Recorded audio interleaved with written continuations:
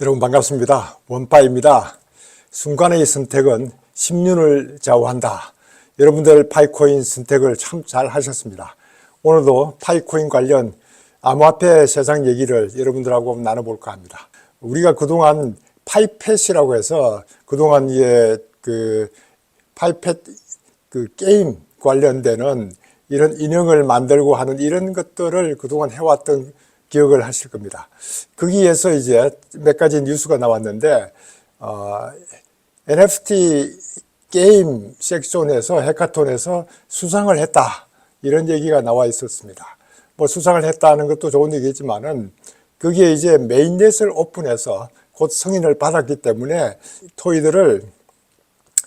메인넷 월렛을 통해서 거래가 가능하도록 이렇게 만들었다는 뉴스가 나와 있어서 이것은 하나 공식 발표가 나오기 전이었기 때문에 그냥 참고로 여러분들이 관심을 가지면 좋겠다. 저도 그동안에 파이펫에 들어가 보지 않다가 최근에 이제 이 뉴스를 보고 한번 들어가 보니까 옛날에 이제 받아놨던 것들도 아직은 남아있고 한데 여러분들도 관심을 한번 가져보시면 좋겠다 하는 이런 말씀 좀 드리고, 우리는 이제 파이 네트워크가 KYC 때문에 상당히 많은 어려움을 겪고 있습니다. 이렇게 이제 KYC가 어려움을 겪고 있는데도 불구하고 이렇게 5천만 명 이상이 가입하고 있는 이런 곳에서 KYC를 한다는 것이 쉬운 일은 아니지만은 어차피 우리가 이 파이코인을 좀 더 공식적으로 이렇게 거래를 하려고 그러면 이제 각국의 KYC가 필요하기 때문에 지금 하고 있고, 이것 때문에 좀 더 본인 KYC가 늦어졌기 때문에 걱정하는 분들도 많은데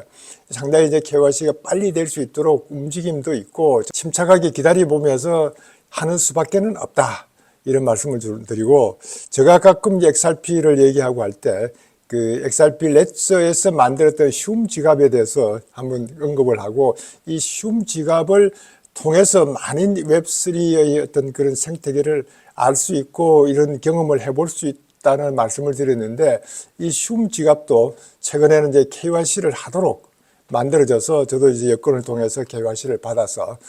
일단은 베리파이를 시켰던 이런 기억이 나는데, 이와 같은 식으로 요즘은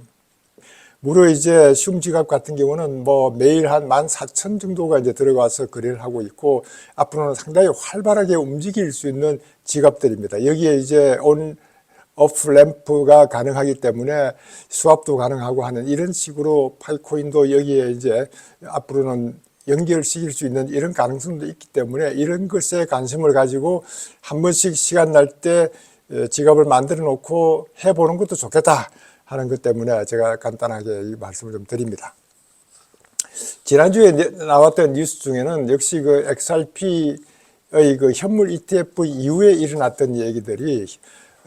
블랙록에서 XRP 현물 ETF가 완전히 페이크 사기였다는 그런 거짓 뉴스로 이제 한때 해프닝이 있었는데, 그것이 같이 이제 델라웨이에 올렸던 사람도 같은 사람인데 어떻게 됐는가 하고 이제 걱정들 하고 관심을 가졌던 것인데, 결국은 블랙록이 이제 델라웨이에 올렸던 이더룸 ETF 신청서를 SE에 이미 제출을 했다는 것이 이제 뉴스에 나왔기 때문에 이게 이제 이더룸 관련돼서는 상당히 이제 제대로 움직이고 있구나 하는 이런 그 내용에 보면 이제 블랙록에서는 이더룸 현물 ETF의 관리인으로서 코인베이스를 지정해 놓고 있습니다. 사실 코인베이스는 SEC하고 소송 관계 때문에 상당히 갈등을 맺고 있지만은 미국에서는 그래도 코인베이스를 계속 밀고 있다. 바이낸스 대신에 코인베이스를 밀고 있다는 걸 제가 이제 느낄 수 있었고, 아크 인베스트의 돈나무 언니, 이 양반이 이제 지난번 방송에 한번 나와서 얘기했던 것에 저도 이제 관심을 가져서 처음부터 끝까지 한번 훑어봤는데, 이 양반이 했던 말은 이제 자기들이 ETF를 신청하고 옛날에는 상당히 부정적이었다가 이제는 SEC에 있는 직원들조차도 굉장히 긍정적으로 답변해 나가는 그런 과정을 보면서 이제는 많이 바뀌었다. 이 게리 겐슬러 스스로는 MIT에서부터 이제 블록체인에 관련돼서 내용을 잘 파악하고 있는 사람이기 때문에 앞으로 이제 미국 재무부 장관으로 올라가기 위해서 이렇게 ETF 승인에 대해서 억누르고 있는 거 아니냐, 뭐 이런 표현을 이제 돈나무 언니가 직접 하는 거를 들었습니다. 저도 이제 다른 뉴스에서 그 얘기를 듣긴 들었는데, 이렇게 이제 그 돈나무 언니가 얘기하는 것 중에 또 관심이 있었던 거는, 지난번에 아마 비트코인이 이제 갑자기 이제 그 올라가고 할 무렵에 랠리 핑크가 했던 말이,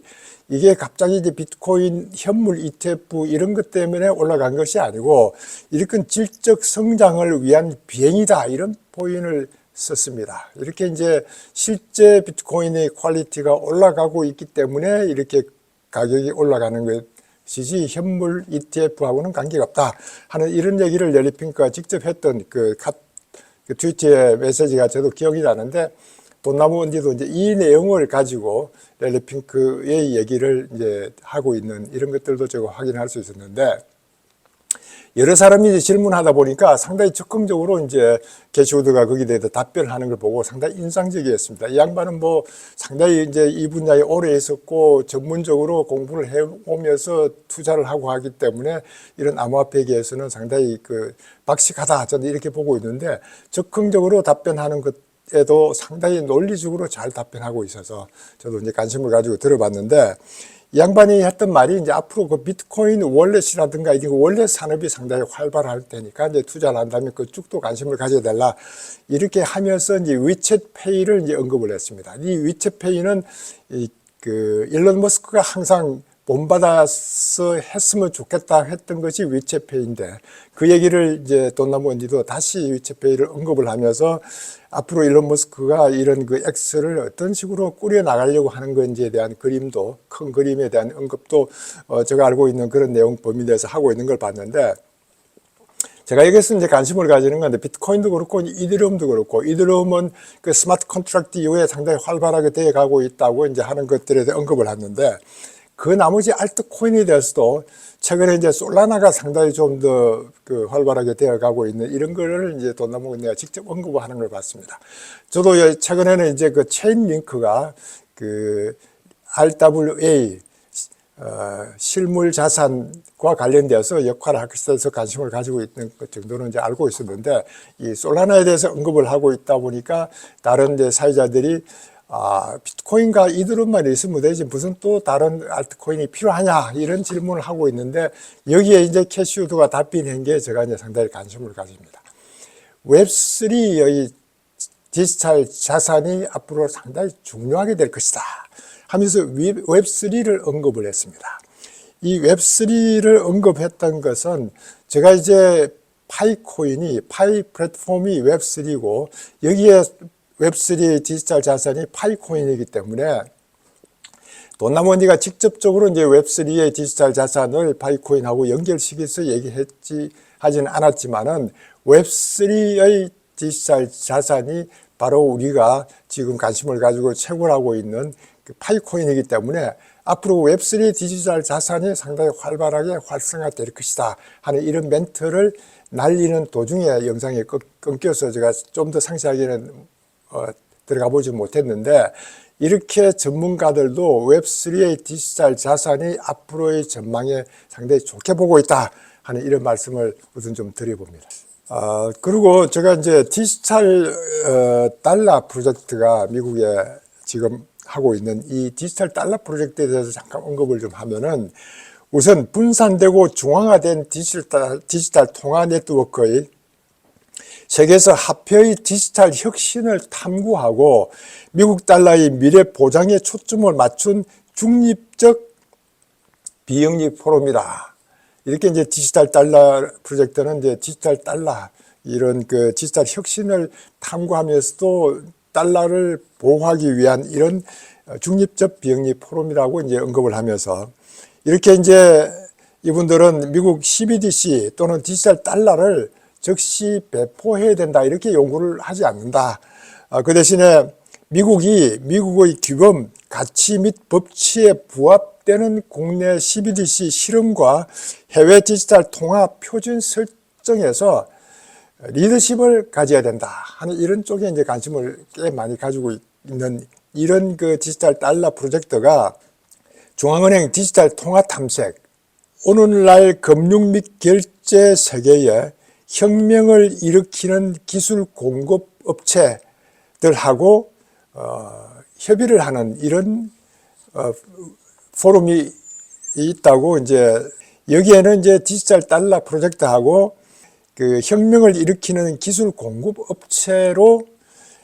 스텔라 재단하고 리플이 등장하고 있는 것을 보고 이렇게 앞으로 디지털 달러 프로젝트하고 이런 그 대서양 협의회, 지리경제학 생태 이런 쪽에서 이제 그 중앙은행 디지털 통화 탐색 관련 연구를 할 때 스텔라와 리플이 상당히 큰 역할을 하고 있기 때문에 이와 같은 얘기들이 중심이 돼서 이 회사들이 중심이 돼서 얘기하고 있다. 이런 말씀을 좀 드려봅니다. 최근에 이제 국제결제은행에 대한 얘기들이 꽤 많이 나오고 있습니다. 국제결제은행이 이제 나오고 있는 이유 중에 하나는 전 세계 비트코인을 거래할 활동을 이제 추적하겠다. 국제결제은행에서 전 세계 비트코인 거래 활동을 추적하는 아트라스를 만들었다. 아트라스는 제가 원자력연구소에 있을 때 세계에서도 가장 큰 규모라고 얘기할 수 있는 원자력 실험 장치의 이름이 이제 아트라스고, 이 아트라스를 가지고 이 원자력 그 OECD의 원자력국들하고 이 공동 연구 또는 이런 것들을 하면서 우리가 상당히 리드 역할을 해왔던 프로젝트가 이제 아트라스 프로젝트인데, 여기에 이제 국제결제은행에서 전 세계 비트코인 거래 활동 추적하는 것이 이제 아트라스라 해서 이제 제가 더 개인적으로 관심을 한번 가져봤습니다. 사실 BIS의 역할은 BIS 비율을 제시하고 있습니다. 이렇게 이제 은행이 건전할 수 있도록 하기 위한 BIS의 비율을 가지고 그 은행의 건전성을 평가하는 이런 역할을 하고 있기 때문에 은행들이 암호화폐 노출은 1 내지 2% 범위 내에 있어야 된다 하는 이런 것들도 이제 이미 제시를 한 바가 있고, 2025년도에는 모든 은행이 이제 암호화폐 보유량을 공개 의무를 해야 된다 하는 이런 것들을 이미 기준을 제시해 놓고 있기 때문에 거기에 제대로 하고 있는지를 알기 위해서 이런 그 아트라스 프로젝트를 수행해서 각 은행의 비트코인 거래 내용을 추적할 수 있도록 온 내지 오프 체인에서도 가능하게 만들었다 하는 것들을 이제 뉴스에 지금 내놓고 있어서 상당히 관심을 가지고 있습니다. 최근에는 이제 독일의 대형 은행 중에 하나인 코메르츠뱅크가 약 한 755조 원을 운용을 하고 있다는데, 여기에 이제 이 은행이 커스터디 라이센스를 이제 취득을 했고 디지털 자산 암호화폐 서비스를 할 수 있도록 해왔다. 이게 상당히 큰 의미가 있는 것 같습니다. 독일 최초의 이제 풀 서비스 하는 그런 은행이 이제 코메르츠뱅크가 될 것 같다. 이렇게 이제 언급을 하는데, 이 은행에서도 최초로 이제 1% 내지 2%를 이제 코인을 매수해서 이제 보관하고 하는 이런 걸 한다면은, 아까 말씀드렸던 BIS의 자기 자본 1 내지 2%만 이제 코인을 산다고 했을 때 약 7.5조 원의 코인을 살 수 있도록 한다 하니까, 독일의 일개 은행에서 7조 원의 코인을 살 수 있는 자금이면은 그 여러 은행과 세계 각국에서 앞으로 코인을 매수할 수 있는 기회를 준다면은 이 엄청난 암호화폐 시장이 이제 활성화될 거 아니냐, 이렇게 이제 저도 보고 있고, 독일 3대 은행 중에 DZ뱅크에서도 디지털 자산 커스터디 플랫폼을 출시해서 암호화폐 채권과 암호화폐 증권에 대해서 플랫폼을 출시했다고 하는데, 독일에서도 이렇게 커머셜뱅크라든가 DJ뱅크라든가 실제 뱅크에서도 엄청나게 이렇게 활성화되어 가고 있는 것 같고, 지난번에는 제가 이제 HSBC에서 그 내년도에 토큰 증권 커스터디 솔루션을 출시한다고 얘기를 했고, 이 토큰 증권 커스터디를 그 리플의 그 메타코와 제휴해서 하모나이즈 플랫폼을 쓸 것이다, 이런 것들을 언급한 바가 있습니다. 이렇게 이제 스위스에 있는 메타코가 리플이 이제 인수한 이후에 상당히 이 분야를 활성화시키고 있는데, 이 메타코가 각 은행에다가 자문을 많이 해주고 있는 것 같다는 느낌을 받는 게, 토큰 증권과 관련해서 경험을 공유하기 위해서 이제 메타코 톡스에 들어가 보면 메타코.com이라고 되어 있는데 들어가 보면은 상당히 그 전문가들이 이 분야에 이제 그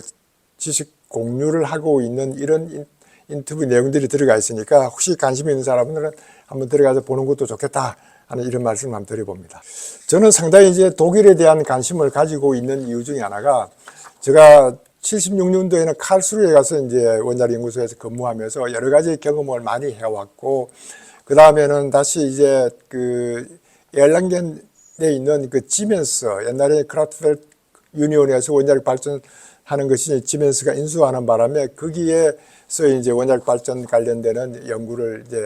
하면서 관심을 많이 가졌는데, 그래서 지멘스에 대해서 이제 관심도를 가지고 있던 그 지멘스가 작년부터 시작해서 상당히 많이 이런 암호화폐 블록체인 기술에 이제 들어와서 활동하는 걸 보고 관심을 가졌는데, 그 지멘스가 최근에는 이제 JP 모건하고 디지털 본드를 이제 만들어서 거래하기 위한 준비를 하고 있는 이런 것들을 보면서 상당히 독일도 이 분야에 이제 활성화를 위해서 노력을 하고 있다. 일본 못지않게 독일도 하고 있다 하는 걸 보면서 관심을 가졌고, 그러다 보니까 독일 의원 중에 한 분이 디지털 유로를 이제 반대한다. 그러면서 오히려 비트코인을 법정 화폐로 해야 된다. 그러니까 독일 의회에서 비트코인의 중요성을 논의할 수 있는 위원회를 구성할 필요성이 있다. 물론 이제 비트코인을 법정 화폐로 하겠다는 이런 것들에 대한 것들이 성사가 될 가능성은 없지만은, 이렇게 이제 비트코인의 중요성을 강조하기 위해서 이렇게 독일 의회에서 비트코인의 중요성을 논의할 수 있는 이런 위원회를 구성할 필요가 있다. 이렇게 해서 실질적으로 이런 그 의원들 사이에서도 이와 같은 것을 홍보하고 의논하고 할 수 있는 기회를 만든다는 것도 상당히 의미가 있는 얘기 아니냐. 우선 저는 그런 생각이 들어서 이 독일의 앞으로 암호화폐, 친암호화폐 이런 그 그룹들이 어떤 활동을 할지 저도 관심을 가져보고 있는 것 중에 하나입니다. 최근에는 이제 우리나라도 상당히 좀 많은 변화가 있다고 하고, 앞으로 변화가 예상될 수 있는 게 이 비트코인 이런 데 투자하는 것에 대해서 상당히 질책을 받아서 망설이고 있으면서 우리는 암호화폐 이런 데 투자를 하지 않겠다라고 했던 그 국민연금이 이제 코인베이스에 투자를 했다는 것이 이제 알려져 있었습니다. 약 한 2천만 불의 그 코인베이스의 그 쉐어를 사가지고 한 분기에 약 한 40% 수익을 했다 하니까 상당히 큰 수익이 났다는 것이 이제 뉴스에 나오게 됐습니다. 이것도 이제 그냥 알려진 것이 아니고 SC에다가 이제 관련 자료를 얼마나 보유하고 있는지 관련 자료를 제출하다 보니까 이게 이제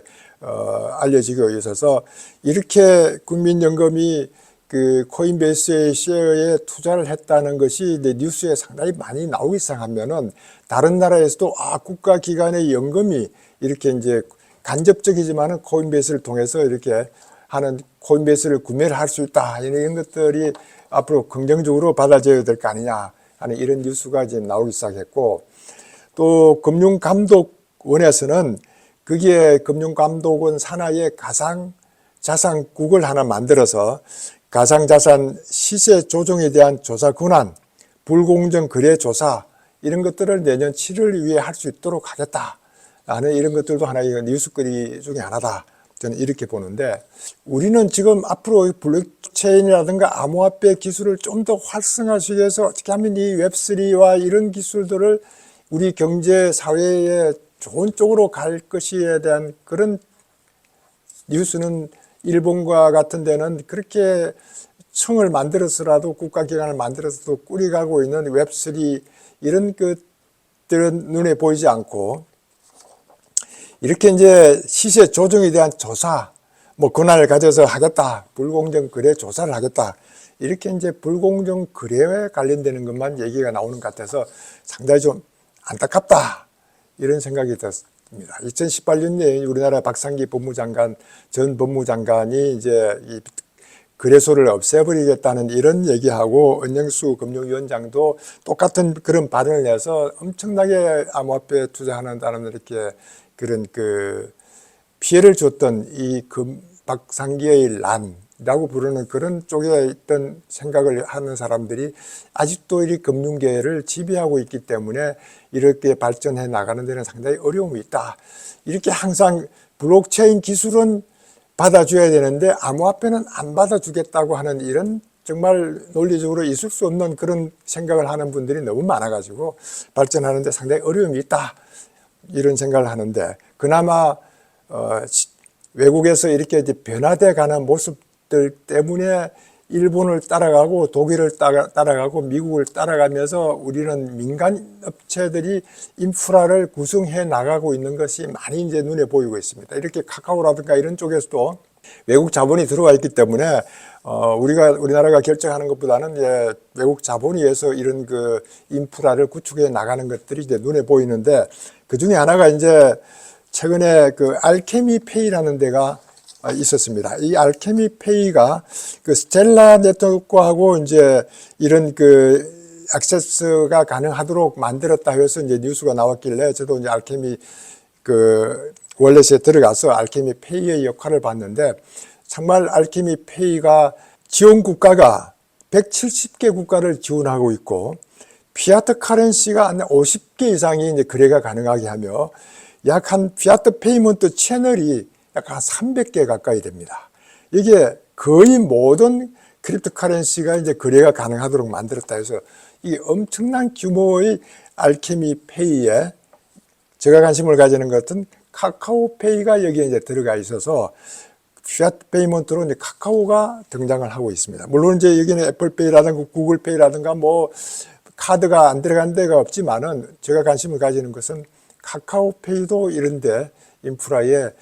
들어가고 있는 것 같아서 이렇게 알케미페이 같은 것들이 웹3의 주자로서 상당히 앞서가고 있는 이 페이먼트 시스템에 앞서가고 있는 것 같다 하는 이런 느낌을 가지고 우리 파이 브라우저도 이와 같은 알케미페이가 하고 있는 이런 업무들이 여기에 접목이 될 수 있는 시대가 곧 올 것 같구나 하는 이런 생각 때문에 제가 알케미페이의 웹3의 그 페이 시스템에 관심을 많이 가져보는 이유도 바로 여기에 있다 하는 말씀을 저는 좀 드립니다. 미국 공화당에서도 대선 경선 후보 중에 한 분이 얘기했던 것이 이제 제가 재미있어서 여러분들께 한번 소개를 드리면은, 본인이 당선되면 대다수 암호화폐 규제를 철폐하고 SEC 규모를 대폭 축소할 것이다, 이렇게 얘기하고 있는 게, 양반이 이제 잠재적 부통령 후보인 비맥 라마스와이라는 분인데, 물론 이분이 이제 당선이 될지 안 될지는 모르지만은 이런 그 미국의